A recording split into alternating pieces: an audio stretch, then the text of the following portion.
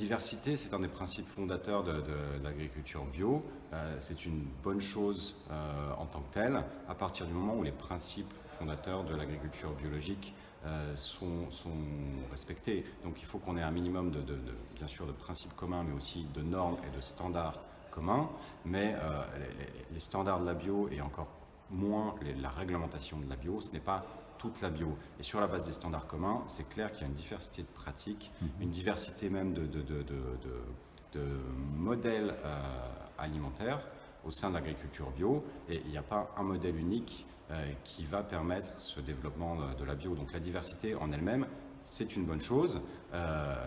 Et encore une fois, pour nous, c'est une priorité que le mouvement bio reste attentif à ne pas reproduire, bien évidemment, les erreurs du secteur conventionnel. Je pense en particulier à cette question de la rémunération des producteurs et de la place et du pouvoir des paysans, des agriculteurs, tout au long de la chaîne de production.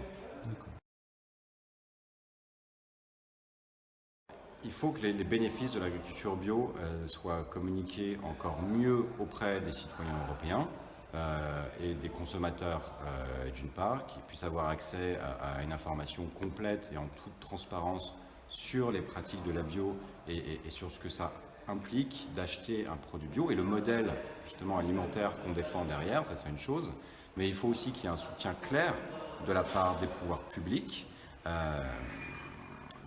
Non seulement pour aider les agriculteurs, mais aussi pour développer toute la chaîne de production bio également. Il faut qu'il y ait un gros effort qui soit fait au niveau de la recherche. Il y a des efforts qui ont été faits, mais globalement, les financements de recherche restent majoritairement orientés vers l'agriculture conventionnelle, vers l'agriculture industrielle. Et en ce qui concerne les pouvoirs publics, bien évidemment, le niveau européen est important.